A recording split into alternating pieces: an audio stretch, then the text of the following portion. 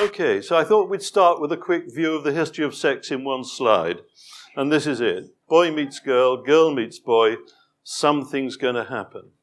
And the other bit about the whole history of sex, when I really want to be talking about the recent history of sex, but the whole thing about the whole history of sex is that fundamentally men want to want and women want to be wanted. And that is the basis of our biology. Of course, sometimes men want to be wanted and women can want to want. But fundamentally, the difference between us, which is deeply rooted in our evolutionary history and in our biology, is that men are the ones who do the pushing, but women have the power. Women, in the end, have the capacity to say yes or no, which is very scary for men. Well, we know we're onto a good thing when The Economist has sex on its front page. It doesn't do this very often on its title page, but they were really talking about reproduction. There's another very ancient magazine in London, published out of London, called The Spectator. It's been in continuous publication for more than 250 years, and it had this lovely bottom title on very recently, which says, Why Men Should Watch Girls. Girls is a television program, but it's interesting that both these publications are talking in some ways about things sexual in order to improve circulation. Now, the fascinating thing is that it is circulation which creates sex. And I'll come on to that later. But here we are, typically, a boy and a girl, man and a woman, are getting together. If you think about it, in the process of giving her body to a man, letting a man penetrate her, a woman puts her life at risk. Isn't that amazing? She might become pregnant.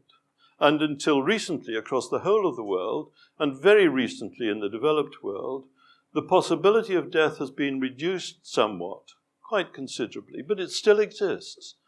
And even if there is no death, but there is the creating of life, and there is a pregnancy that comes happily to term, the woman changes her life in all kinds of ways in the act of making love. That's not true for men. That's not true for men. 20 seconds if they're lucky. But in 1961, we had this remarkable availability for the first time ever in the history of the world of the contraceptive pill. Now, we could control the beginnings of life for the first time ever, and you here are the inheritors of that experience.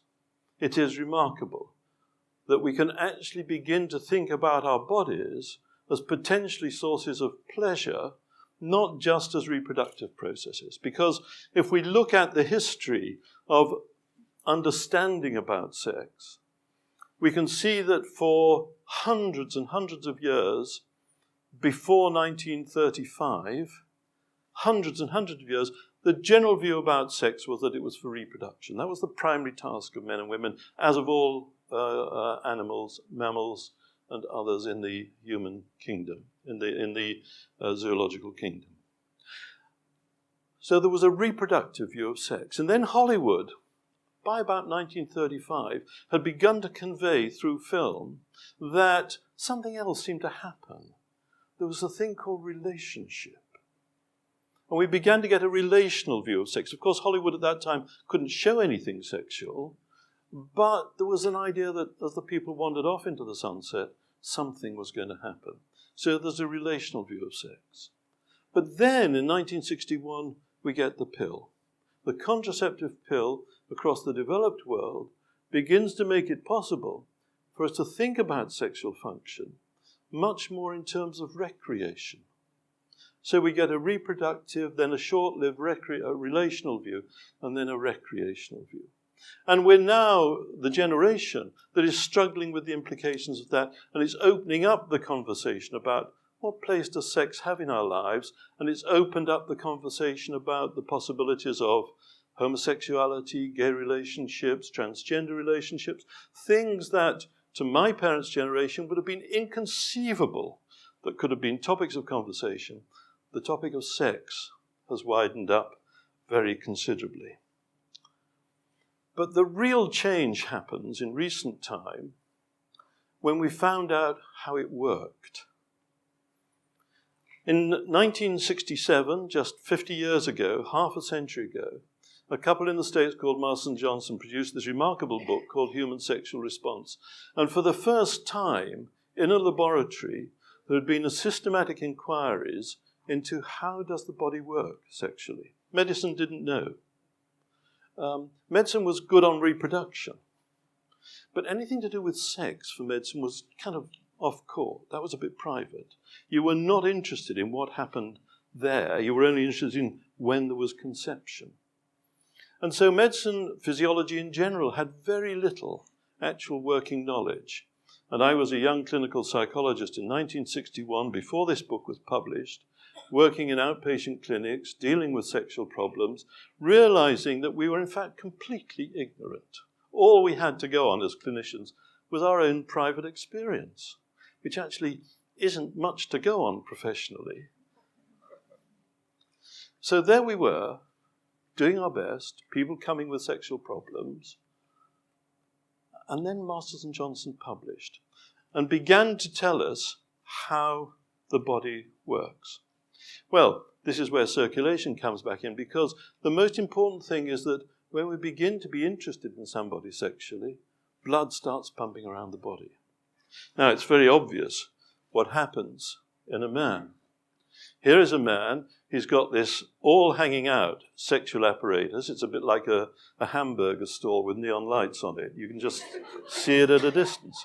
And if he gets sexually interested, blood begins to flow. It flows into the soft tissues of the penis. Here's another diagram. It flows into the soft tissues of the penis here.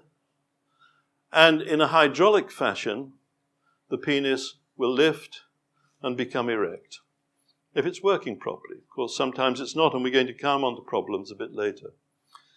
But it's a simple process in which the man is effectively a delivery system for the sperm, which are being manufactured here, sent up through this tube, stored a bit here, and then delivered out through here.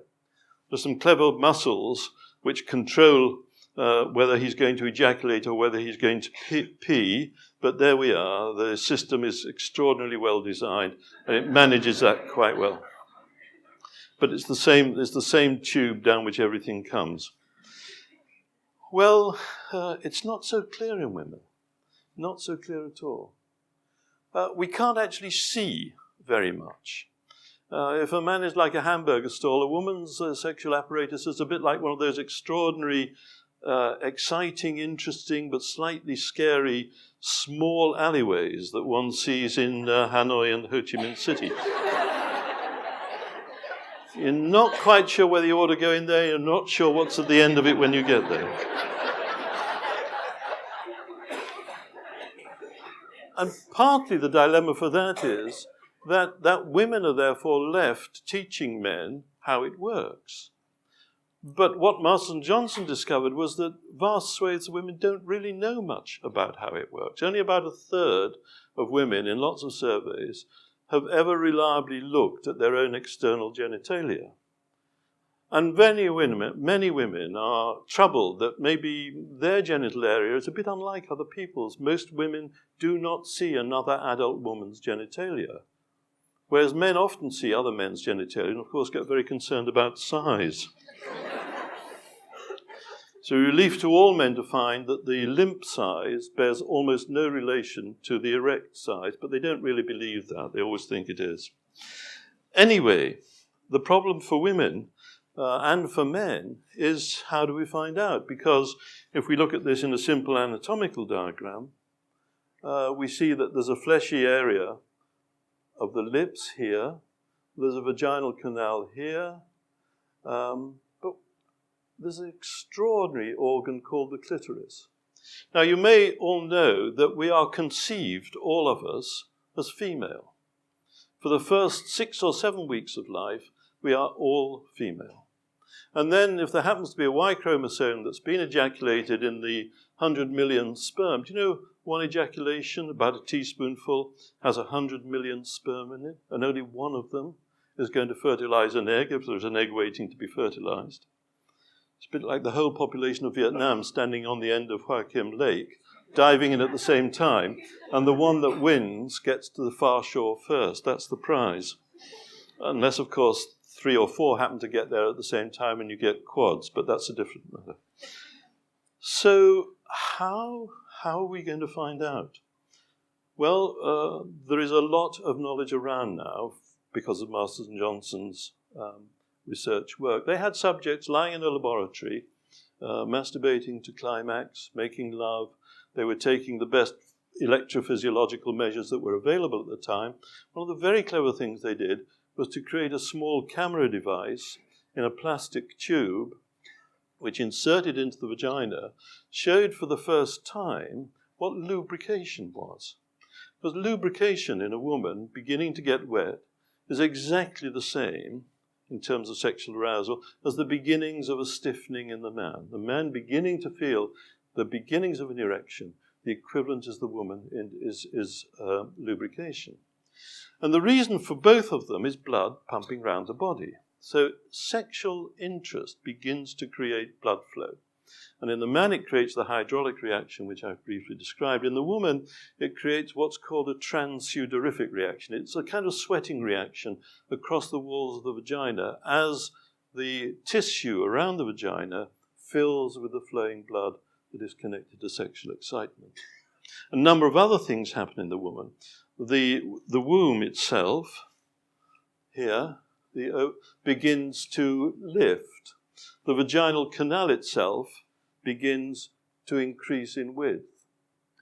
These lips here become filled with blood and open up, and the clitoris becomes very sensitive.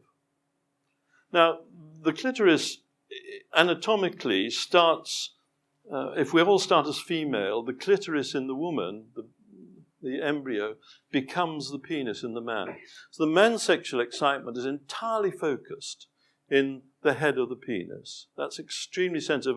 What the man wants is something warm, soft, and preferably wet that he can push against. That's what a man is after. A woman is much more diffuse in her sexual responsiveness.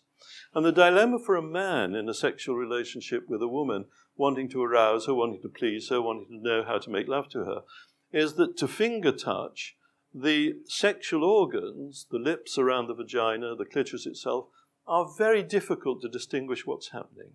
The man has no real signals, and often the woman's not quite sure what should be happening. Eventually, with effective penetration or effective finger stimulation, reactions start happening in the lower part of the vagina, which are a pulsing orgasm, and a man, it's an ejaculation. But it is a remarkable process, and one that perhaps the only way that we can find out about it is that we all fumble our way into it, as we all did when we were teenagers or young adults. It may be extraordinarily difficult to teach sex properly, even though there's a great cry in the West for teaching it properly, and even though there's quite rightly a huge concern about sexual aberrations and perversions like paedophilia. Actually teaching what is ordinary normal sex is such a private experience that it's very difficult to know quite how it could be done. We can teach the knowledge, but the experience, we're better at teaching teenagers to drive cars than we are about sex. We have to find our way, but the dilemma is that we may not find out very much. We may not become skilled. And one of the things that Marston Johnson taught us was that actually good sexual relationships depend upon good skills, knowing how the body works, being able to enjoy it, feeling relaxed with it, feeling it's a source of pleasure, and not feeling either frightened or that there's an imbalance in the relationship. Because one of the extraordinary things is a woman does not have to be sexually interested in any way at all for a man to achieve penetration and to have a climax. The man has to have a climax in order to be reproductive. The woman does not. Well, one of the things that we discovered from Marston Johnson is that sex tends to happen between two people. For clinicians, that was a remarkable discovery, because clinically, if somebody came with a clinical problem, we would see that individual with the problem. Marston Johnson said, hey, it's actually a relationship that's here, and sexual activity is part of the expression of the sexual relationship. And it is not much fun for a woman who's been married 10 years, maybe in a job, maybe tired, there are 2 or 3 children. A man goes out drinking on a Friday night, comes home, doesn't wash very well, has got a lot of beer on his breath, and wants a quick fuck. That is not much fun for a woman, Marston Johnson teaching us. And why should it be? Why should it be? So the skill for a man is to learn how to please a woman, but the skill for a woman is to find out how she wants to be pleased. And if they can please each other, there's a giving process in which you get an enormous amount back. So the giving to get was another principle that Marston Johnson taught us. And so it's blood pumping around the body. And there are 4 stages of this sexual arousal process.